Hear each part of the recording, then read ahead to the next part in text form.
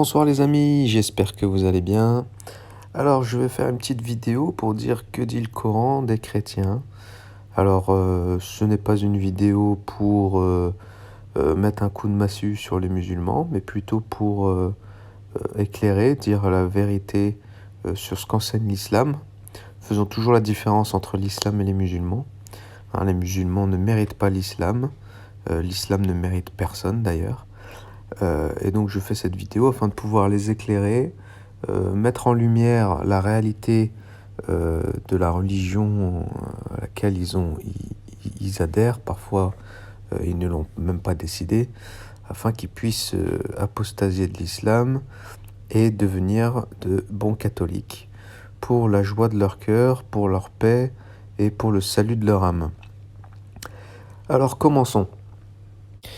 Commençons par les visions ébionites ou ariennes du Coran, en faisant référence à Waraka et Bahira. Donc là, je vais vous expliquer un petit peu plus précisément ce que c'est. Donc les ébionites, bien attestés au second siècle, refusaient la divinité du Christ et ils présentent le baptême de Jésus comme le moment en fait de son adoption divine.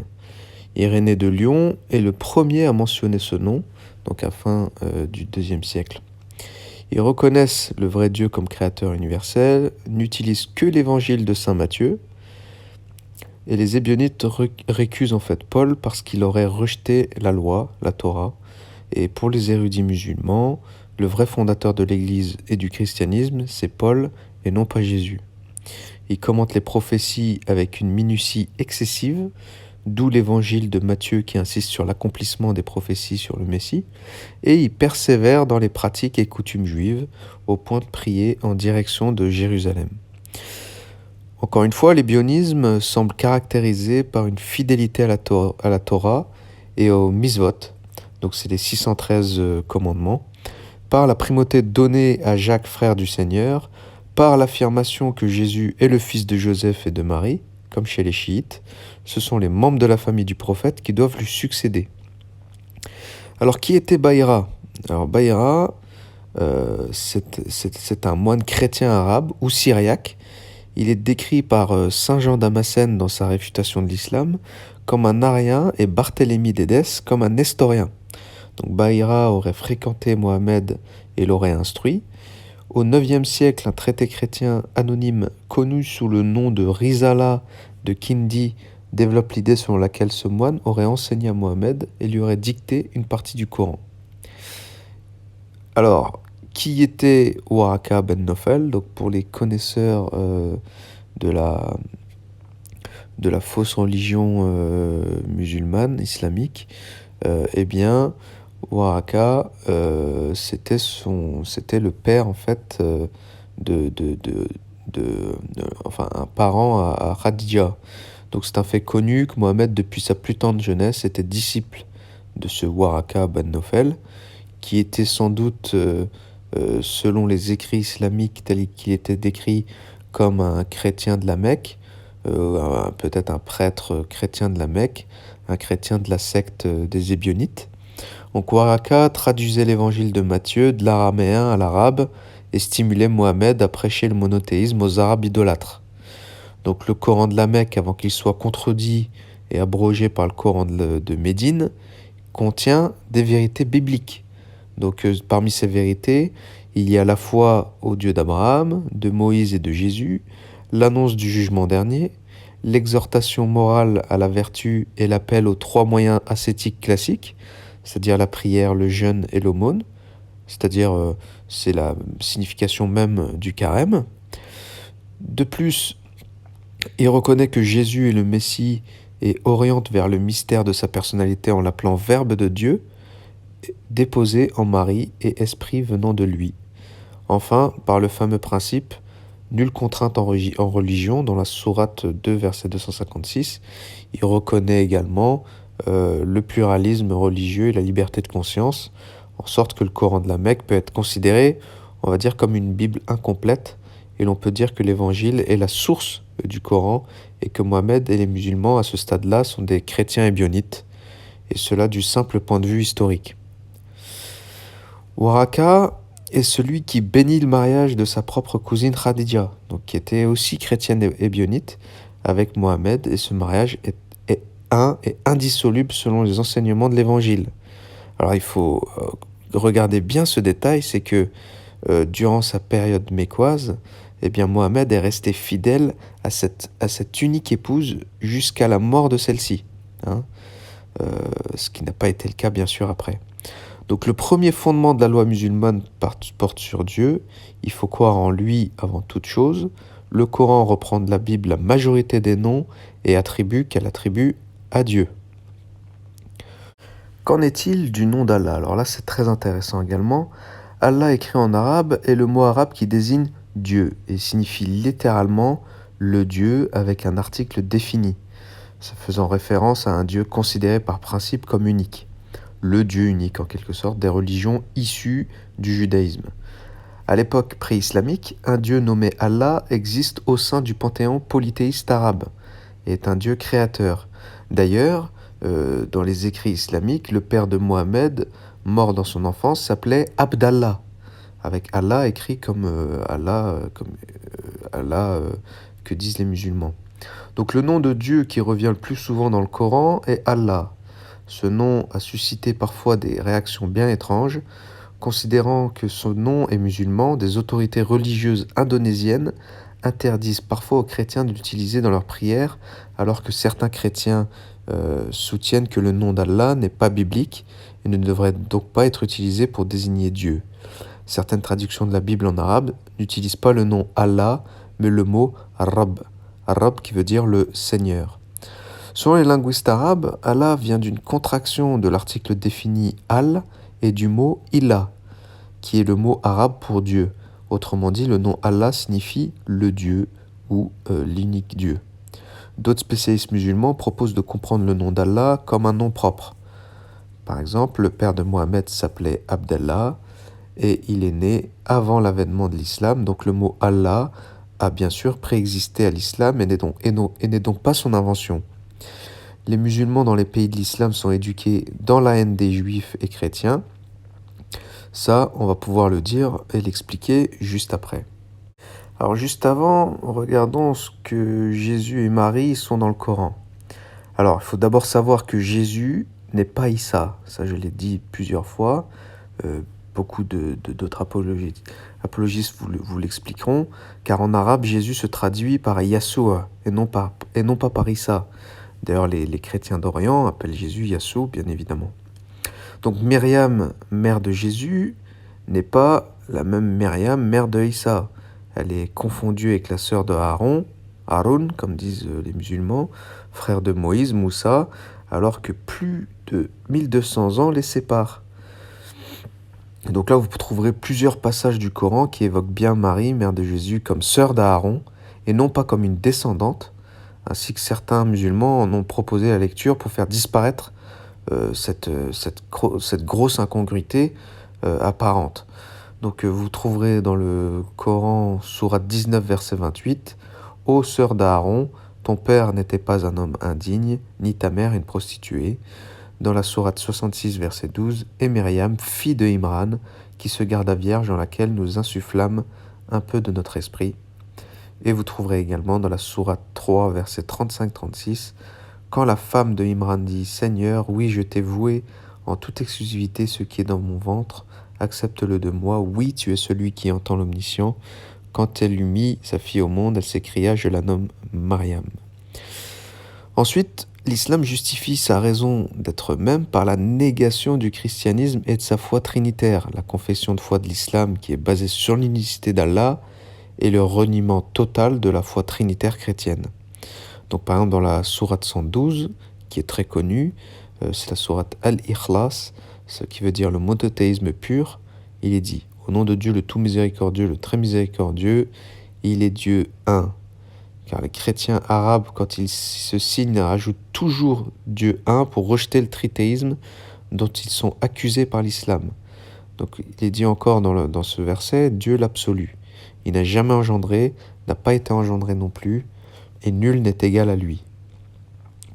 Donc je le répète, les chrétiens arabes se sont tellement fait traités de trithéistes par les musulmans, que lorsqu'ils font le signe de croix, rajoutent en arabe que, bien sûr, ils ne croient qu'en un seul Dieu. Alors, que dit le Coran sur la foi des chrétiens? Donc, le Coran dit qu'il n'y a pas de trinité, mais un trithéisme polythéiste. Donc, qui veut dire, le Coran affirme qu'il y a 3 dieux pour les chrétiens, c'est-à-dire qu'il y a le Allah créateur, Issa et Myriam sa mère, qui est confondu avec le Saint-Esprit. Donc la Trinité chrétienne qui est le Père, Fils et Saint-Esprit, dans le Coran, c'est Allah, Issa et Myriam. Bon, on aura tout vu. Il est dit aussi que Dieu n'a pas de fils, que Issa seulement est un homme prophète, que Issa est né miraculeusement de l'esprit de l'ange Gabriel, que Dieu a donné un livre saint à Issa qui s'appelle l'Évangile au singulier, et qu'il n'y a pas de crucifixion, donc c'est un faux semblant.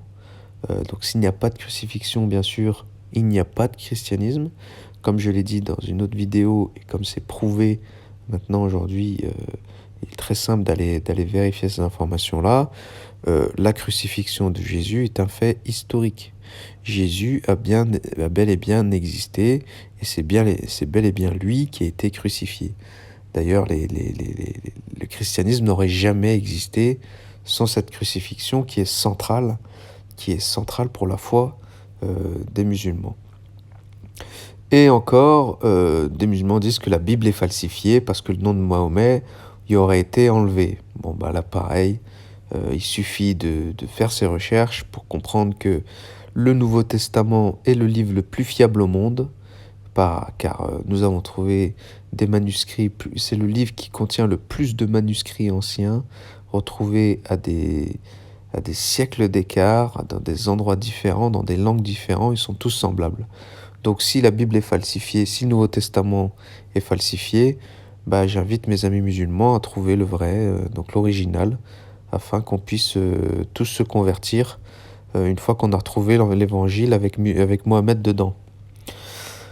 Alors encore une fois, ce que dit le Coran sur la foi des chrétiens, il dit que les noms on voit qu'il y a les noms de Jésus dans le Coran. Donc Issa, par exemple, est cité 25 fois, alors que Mohammed n'est cité que 4 fois. Et d'ailleurs, Issa est nommé parole de Dieu, esprit de Dieu, et il est même dit que Issa, c'est le Messie.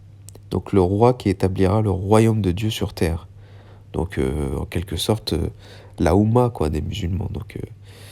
Donc si c'est la parole de Dieu, l'esprit de Dieu et le Messie, mes chers amis musulmans, il n'y a plus qu'à devenir catholique. Hein. Voilà. Alors, comment sont appelés les chrétiens dans le Coran? Donc, on va en citer 5. Premièrement, ils sont appelés les gens du livre, où le Coran, où les juifs, en fait, sont contenus également avec les chrétiens comme étant cités les gens du livre. Or, nous les chrétiens, nous ne sommes pas une religion du livre, mais nous avons foi en une personne. Voilà. Donc, deuxièmement, ils sont appelés les Nazaréens. C'est le deuxième nom des Ébionites, en fait. Ça, on l'a déjà bien expliqué. Troisièmement, ils sont appelés également les associateurs. Alors, pourquoi associateurs? Donc, on regarde dans la sourate 9, verset 5. Après que les mois sacrés expirent, tuez les associateurs où que vous les trouviez, capturez-les, assiégez-les et guettez-les dans toute embuscade. Et en fait, l'associateur, c'est égal aux pires gens du livre et condamné à l'enfer.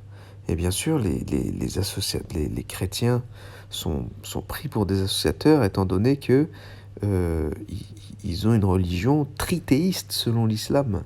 Et donc, c'est la pire des espèces selon le Coran. Ensuite, dans la sourate 98, verset 6, les infidèles parmi les gens du livre, ainsi que les associateurs, iront au feu de l'enfer pour y demeurer éternellement. De toute la création, ce sont eux les pires. Donc voilà, je n'invente rien, c'est dans le Coran. Les chrétiens sont de la pire espèce, selon le Coran. Quatrième nom que donne le Coran aux chrétiens, ils sont nommés d'égarés.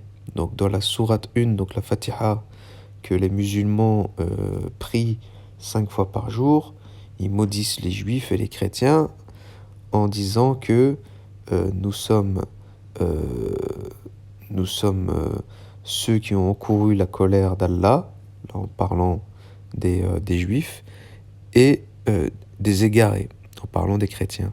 Donc c'est dans le verset 7, par exemple. Donc là, je vous cite les trois derniers versets.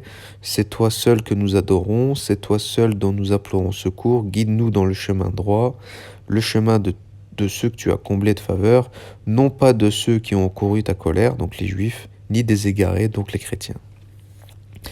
Et là, accrochez-vous, le cinquième nom que l'on donne aux mécréants comme nous, eh bien, c'est les singes et les porcs. Dans la sourate 5, verset 60, pardon, je cite, « Puis-je vous informer de ce qu'il y a de pire, en fait de rétribution auprès de Dieu, celui que Dieu a maudit, celui qui a encouru sa colère, et ceux dont il a fait des singes, des porcs, et de même celui qui a adoré le Tagout, le rebelle, ceux-là ont la pire des places et sont les plus égarés du droit chemin. » Voilà. Alors juste pour exemple, je ne sais pas, enfin même ce mot-là est très très répandu en France, surtout dans les milieux populaires et banlieusards. Par exemple en Algérie et dans toute l'Afrique du Nord, le terme chez les Arabes musulmans, ce n'était pas le cas chez les Kabyles, pour désigner les Occidentaux, eh bien ils utilisaient le mot gaouri, et le pluriel c'est gwer. Donc ça, c'est resté en fait dans les mémoires depuis la période ottomane, lorsque les Ottomans, les Turcs, ont envahi l'Afrique du Nord. Et que veut dire Gaouri? Eh bien, ça veut dire le porc. Voilà. Donc, vous entendrez souvent des gens dire, ils ne le savent pas malheureusement, les musulmans qui le disent ça aujourd'hui, le petit banlieusard de la cité de Garges-les-Gonesse qui dit « Hey, le Gaouri » à son pote français bien blanc qui s'appelle Mathieu, eh bien en fait il le traite de porc. Voilà. Donc mes amis musulmans, je vous le dis encore une fois, cette religion ne vous mérite pas. Vous ne méritez pas de suivre le pire des modèles qui s'appelle Mohamed. La religion païenne islamique n'est pas digne de confiance, elle n'est pas vraie. C'est une fausse religion. Donc voilà, moi je ne peux que vous exhorter à quitter l'islam, à prier le bon Dieu pour vous donner, pour vous emmener vers la vérité et à devenir catholique. Voilà. C'est la meilleure des choses que je peux vous dire. Moi je ne fais pas ces vidéos-là pour vous provoquer ou pour vous manquer de respect. J'ai du respect envers les musulmans, toute ma famille est musulmane, j'aime ma famille, j'ai beaucoup d'amis musulmans que j'aime énormément, je sais faire la part des choses. Cela dit, l'islam lorsqu'il est appliqué en vérité, eh bien, pousse à trahir la conscience, pousse au renfermement, pousse dans un puits très très sombre. Or, le christianisme vous sortira de là et vous emmènera plutôt dans un océan infini de beauté, de sagesse et de lumière. Notre Seigneur, le vrai Dieu, nous a dit d'aimer notre prochain. Nous, les musulmans, on prie pour eux. Voilà. Les musulmans maudissent les chrétiens à la Mecque. Eh bien, les chrétiens prient pour leurs persécuteurs, prient pour le salut de tous et ont pour devoir d'aimer leur prochain, quelle que soit sa religion, quelle que soit sa confession, etc. Donc mes amis musulmans, tournez votre adoration vers le vrai Dieu, vers la vraie religion catholique. Voilà, soyez bénis, à très bientôt.